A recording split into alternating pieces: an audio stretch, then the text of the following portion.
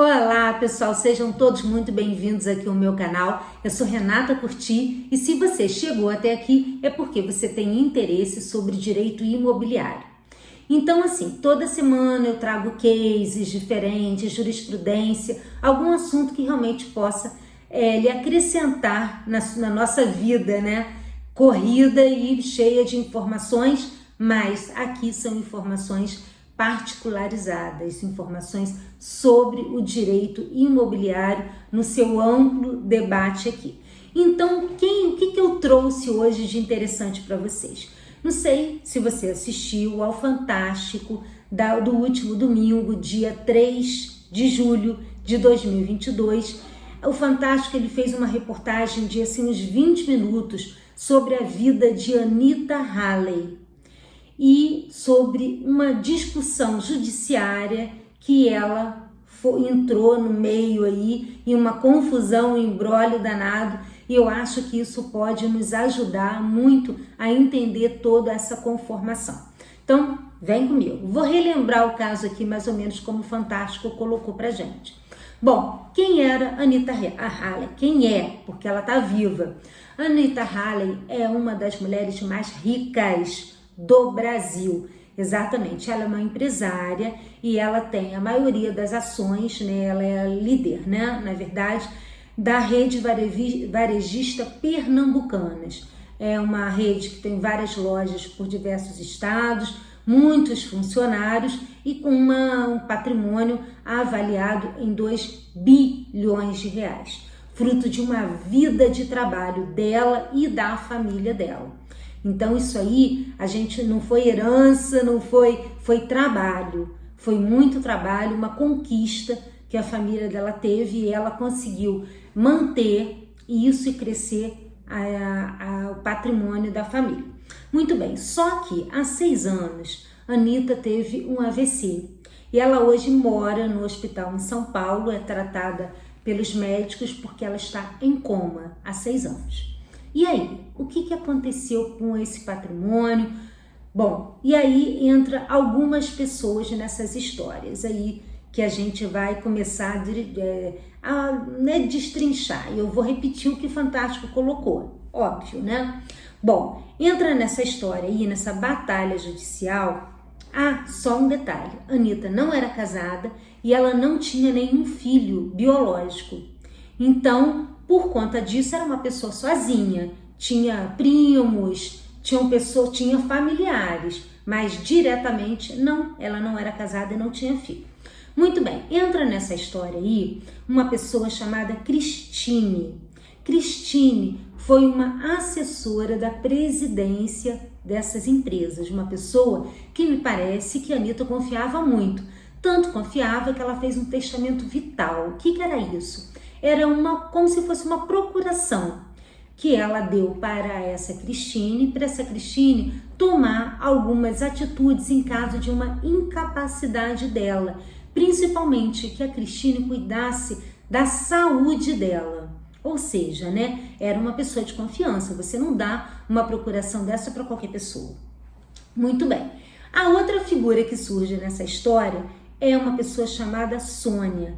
A Sônia era uma governanta que trabalhou por 20 anos na casa da Anita. Ela morava na casa da Anita e era uma governanta, entendeu? Uma pessoa que cuidava da casa, alimentação, roupa, essas coisas de casa. Ela morava lá dentro na mansão. E essa Sônia tinha um filho biológico que era o Arthur. Muito bem, esse Arthur também convivia lá na casa, que era filho da Sônia, e acaba assim desenvolvendo uma certa amizade, intimidade, afetividade com a Anita. Foi criado lá dentro, ela morou 20 anos com a Anita, então a Anita conhecia muito o garoto, ajudou muito o garoto, pagou colégio para o garoto, como ela fazia com diversas pessoas. Muito bem, depois que a Anita entrou em coma, algumas discussões começaram a aparecer. A primeira dela foi que esse Arthur, filho da Sônia, entrou com um processo para ser reconhecido como filho sócio-afetivo da Anita. E pasme, ele ganhou em primeira e segunda instância. E aí, assim, o Fantástico, ele foi pesquisar a fundo e viu alguns erros nesse processo, como nenhum familiar da Anitta foi feito depoimento deles, nenhum amigo próximo foi feito depoimento. Então, não teve esse cuidado do judiciário em tentar fazer uma prova robusta. Isso é o que o Fantástico colocou, tá, gente? Eu não vi o processo, óbvio. Mas ele plantou dúvidas sobre essa relação afetiva. Até uma juíza, uma desembargadora, foi ao Fantástico e falou que a gente não pode confundir uma pessoa que ajuda a outra, que paga os estudos, que acolhe, como filho. Ela ajuda porque ela tinha um patrimônio muito grande e ela queria talvez o bem do garoto. Mas enfim, o que se sabe no processo é que o garoto ganhou já em 2 instâncias como filho dela, filho socioafetivo. Então, numa morte da Anitta hoje, ele seria o herdeiro direto. Em contrapartida, a Sônia entrou com um processo de reconhecimento de união estável com a Anitta, falando que elas moraram junto e elas formavam um casal. E com isso, se ela ganhar, ela também vai ter direito à herança da Anitta. E aí, como é que fica a Christine? A Christine hoje, ela foi proibida pela justiça de cuidar da Anitta. Aquela procuração que ela deu para a Christine, como confiança do seu trabalho, foi desconsiderado pela justiça. Ou seja, o Fantástico levantou uma série de questões para dizer que tem muita coisa errada aí. Então, assim, o que eu trouxe esse caso e o que eu queria dizer para você que me acompanha aqui, que vê meus vídeos sobre o direito condominial, sobre o direito imobiliário. E hoje, principalmente, o que teria acontecido se a Anitta tivesse feito uma hold familiar? Só te lembrando aqui, a hold familiar é um sistema jurídico em que você tira os bens que você tem, imóveis, móveis, aplicações, e transforma da pessoa física para pessoa jurídica. E ali você já determina, faz uma doação das cotas daquela empresa para pessoas determinadas. E no caso do seu falecimento, essas pessoas a qual você fez a doação, elas conseguem entrar nos bens sem precisar passar por um inventário. É um sistema sólido, todo legal, em que você consegue fazer o planejamento sucessório sem precisar passar por um inventário. Aí, algumas questões que passam pela nossa cabeça, né?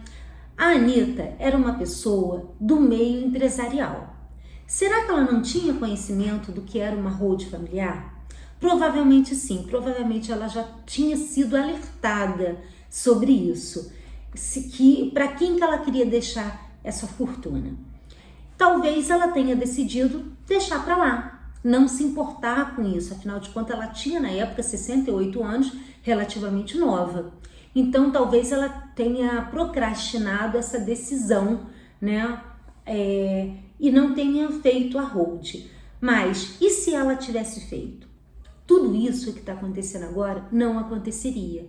Ela não ia ter esse problema de união estável, porque mesmo que tivesse ali, a hold estaria toda pronta e ela ia dedicar ali todo o seu patrimônio para a pessoa que ela escolheu.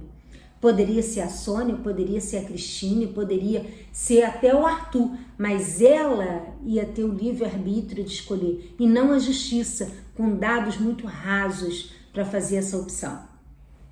Muito bem. Enfim, o que chama a nossa atenção realmente foi o fato dela não ter feito, porque ela poderia ter conhecimento e ela poderia ter evitado essa confusão aí toda dos seus familiares, de tudo isso, e poderia hoje não tá passando por essa situação. Lembre-se que ela nem faleceu ainda, né? Claro que a Anitta, ela não iria imaginar, né, ainda viva, passar por isso. Mas a hold, ela não só faz o planejamento sucessório, como ela organiza o patrimônio que as pessoas têm. E aí, o que chamou muita atenção aqui? A gente sempre, quando faz uma holding familiar, a gente faz um planejamento para depois do nosso falecimento. A Anitta ainda está viva, então ela teve realmente, por um acaso do destino, uma incapacidade, mas ela poderia hoje utilizar essa holding no caso de uma incapacidade, não tem problema nenhum. Quando a gente constitui esse sistema, a gente coloca em caso de falecimento e incapacidade, que é o que aconteceu com a Anitta. Então, todo esse problema poderia ter sido absolutamente exterminado.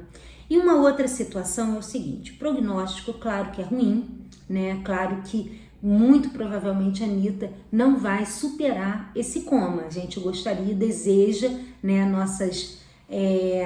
nosso desejo positivo que ela volte, mas o prognóstico do médico não é bom mesmo, né? Eles já alertaram a família. Então, provavelmente, todo esse patrimônio familiar, ele vai para inventário. Inventário que não vai durar menos de 10 anos, porque tem uma briga judicial antes mesmo dela falecer, você imagina depois. Aí esse inventário não vai ter fim. E aí você pensa bem, tudo que ela e sua família construiu ao longo de uma vida pode ir por ralo abaixo, porque ela não parou um momento da sua vida de empresária para cuidar do seu patrimônio. E isso, a gente fala 2 bilhões, mas 2 milhões sendo consumido por manutenção de imóveis, por crises financeiras, ele pode acabar, claro que pode, todo dinheiro acaba, sem que aquela pessoa que ela gostaria que assumisse, ela não vai desfrutar do bem que a Anitta deixou. Muito triste isso, né? Isso aí é pra gente pensar, porque a gente às vezes trabalha tanto, a gente constrói tanto patrimônio e a gente não pensa o que será da gente depois que a gente falecer. Como é que eu quero que aconteça essa sucessão? Então a holding, ela vem com essa ideia de perpetuar o patrimônio conforme o desejo que aquela pessoa que constituiu todo o sistema tenha. Ok? Gente, essas eram as minhas declarações de hoje, né? Espero que você tenha se emocionado com o caso também, como eu fiquei abalada, né? Assim, pensativa sobre toda uma vida que está sendo jogada fora aí, né? Por causa de uma briga judicial, tá bom? Fico por aqui então e até o próximo vídeo. Tchauzinho.